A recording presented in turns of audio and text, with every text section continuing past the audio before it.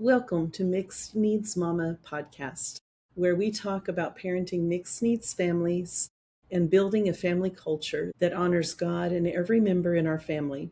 We're so glad you've joined us today. I'm your host, a mixed needs mama myself, Terry Hellard Brown, and I help Christian parents in mixed needs homes move from survival mode to sustainable peace.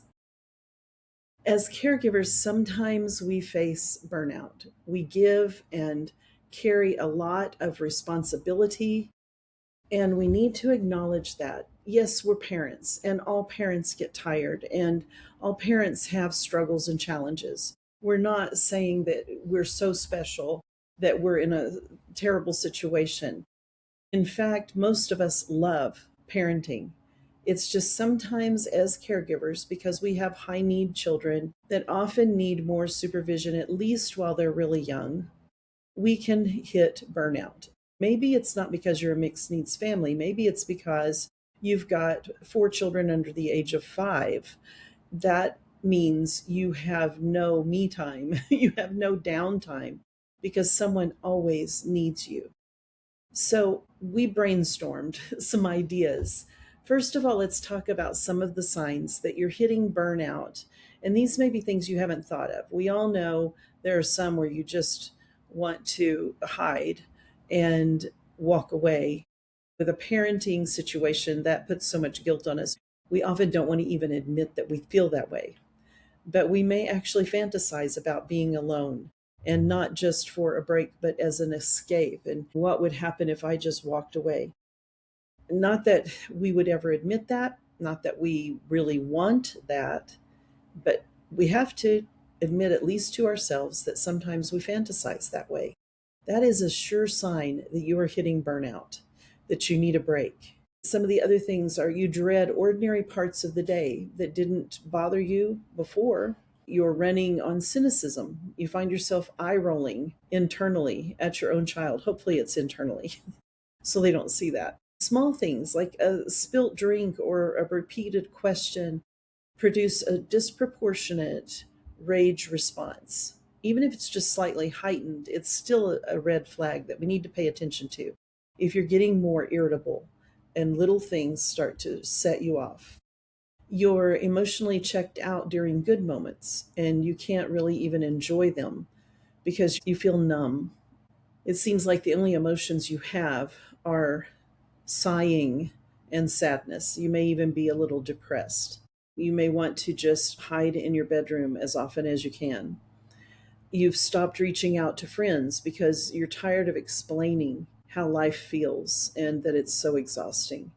You're using screens or food or shopping or scrolling or staying up too late as your only decompression. You feel like you're performing the role of parent rather than actually being present. If any of these sound like you should consider those a red flag that maybe you are hitting burnout and you need to do something to give yourself a break. We all need breaks. We are not superhuman. We are not super moms. We are human beings who need breaks. And that is why God gave us a Sabbath. Unfortunately, there are times in our lives as a mom that the Sabbath seems like a distant memory, something that seems impossible. So, what can we do? Now, I know a lot of you do not have a lot of money to go get counseling, go for a spa day, or hire a housekeeper or a babysitter who can stay all day with your kids or whatever. So, we came up, like I said, we brainstormed some inexpensive, practical ideas for helping with burnout. First of all, the morning buffer. And you may balk at this one because you're exhausted and you don't want to get up early, but I can tell you, getting up before everyone else in the family gets up, even only 10 minutes, can do wonders for your entire day. There's something about the peace and the calm before the storm, before the day starts, when it's just your time to sit and rest and just be alone with the Lord, pray for a little while, or just take a deep breath and get ready for the day. It's just the most peaceful time, and it's so amazing. if you can find even just 10 minutes of getting up before everyone else. Name the need, don't just push through. We may not be super moms, but we try to be. Often we will just push through and white knuckle it. We're determined we're going to get through this and we're going to do it. And if we do give in to that feeling that we need something, we feel like we're going to totally break apart and crumble and not be able to pick it up again.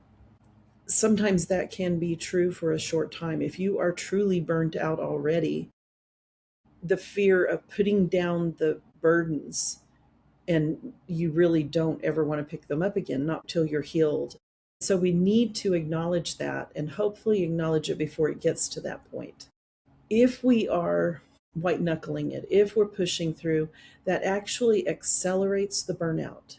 It causes more problems. Acknowledging it is going to help. Then name it, name the need. I'm close to empty. I'm so exhausted. I have nothing left to give. For me, it was, I can't even be creative anymore. I didn't have a creative idea at all. I was just like existing and trying to get through the day. I was in survival mode. So I would let my husband know, I just need a break. When we had littles, we were going through all this, and I was also working on my master's degree at the same time. And there were times that I had not had any sleep. There were a couple times I was working on papers all night long and then be mom all day long. And I actually was hallucinating one time. It got so bad. I was so exhausted and so burned out. And I was hearing someone call my name when I was home alone. Dave had taken the kids to go get some breakfast because he could tell I needed to sleep. I'd just finished a paper. I was shocked. The sun was coming up and I didn't even realize how long I had been working on this paper project. And it was 7:30 in the morning. The sun is up, the kids are up, everything's going. I'm like, oh my gosh, I haven't been to bed yet. Then he took them to breakfast, and before I could fall asleep, I heard someone calling my name. And I felt like Samuel in the Bible, like, yes, Lord. But then I realized I was that exhausted. So I slept. He knew, because of what I'd said and what he could see, that I needed help. That's the other thing. Instead of pushing through, we're going to name our need and let people know we need help. And then we're going to trade in small units. My husband didn't take the kids away for the weekend and give me a whole weekend. He didn't even take the kids away for the whole day. But he gave me time in that morning. That's the one that sticks in my mind because it was so bizarre. But he did that often for me. He might take them on a Saturday afternoon or a Saturday morning to have some dad time. They would go ride bikes, they would go to the mall and just walk around, or to the park. So it didn't cost anything, but he would give me a break. It was amazing, and it would help me to have a reset. And then I was so excited when they got back. So it's not that we're trying to get a whole day's rest. We can't always afford that or have that opportunity. Then we want to have one relationship, at least one relationship, that is not related to our children's needs. So a relationship outside of our medical care system, our family, and even the different OT, PT, all those different people. You need a relationship that you can talk about other things other than your children. So even if it is someone who also knows about your kids and cares about that and prays about that, still you have other conversations, other things to talk about. You laugh together, you have fun together. You get to be yourself again before you were mom. And you need to do that. You need to remember what that feels like to be just you and not always mom. So find a relationship, at least one, that can be like that. That also helps you to not constantly see yourself as a caregiver, but as a person. Burnout feeds on total identity merger with the caregiver mode. That just intensifies the whole thing. So you need that moment, that friendship, that relationship with someone where you can be you and not caregiver and not mom for a little while. Then you need a physical reset. A lot of times we are truly physically exhausted and we need a break. So the best thing we can do, and it's highly underrated, is walk. One of the times I remember I was so upset, and it wasn't at my children, but we had been in a parent teacher conference dealing with things for our kids. At that time, we had them in a little school. And I was so upset when we left that meeting. I called my best friend and I said, "Can you sit with the kids for about half an hour and let me go walk on the treadmill?" I went and walked on a treadmill, and I don't know, it may have been an hour, but I waited till those endorphins kicked in because I was so mad. And in my brain, I ranted and was able to let that anger go. My kids never saw it. And when I got off the treadmill, I felt so much better. Walking is so important. Any kind of exercise is great, whatever you like to do, but we don't have to pay to walk in our neighborhood. We don't have to pay a gym membership to walk somewhere. Whatever you can do that is going to be inexpensive, yet give you that release from the stress hormones and get those endorphins going, is going to be wonderful for you as you face these burnout feelings. You're not exercising for fitness. Don't get caught up into that, especially if you look at that as something you have to do and you're not looking forward to it. Look at this as a gift you're giving yourself. 20 minutes to walk around the neighborhood, or to walk on a treadmill, or even to lift some hand weights or something, to get your body moving and to let some of that stress come out as you're exercising or walking. Then give yourself permission to grieve. You think you're going to grieve and get past the grief and you move on with life and your new normal, and it's all good. But the truth is, when we're living out a situation that is alive and changing and going all the time, we grieve in cycles, we grieve in spurts. You'll notice this if you go through a divorce or if your parents go through a divorce. You may think you're fine, you finish grieving, everything's fine, and then something brings up an old memory, or you have to deal with the ex or whatever, and it stirs up those feelings, and you grieve all over again. We do that with our kids too. Even though we've accepted that this is who God has blessed us with and we love them dearly, there's still a part of us that had an ideal in mind, a lifestyle in mind, and the way it was going to go once we were finally parents and we're so excited. Then nothing looks like what we thought it would look like. That seems terrible, that we still think about what we thought life would be like. But I want to tell you, we all do it. We all grieve for what could have been. So let yourself grieve. Don't stay there. Part of it is that our burnout is often unprocessed grief. So process it, admit it, that life is harder than you thought it would be.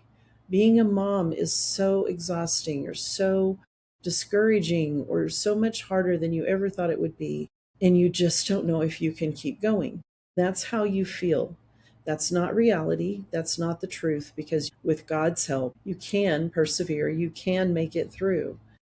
But you still have to admit this is what you're feeling, the grief you're experiencing again, and go ahead and grieve. And acknowledge, I mean, it doesn't mean we love our children any less.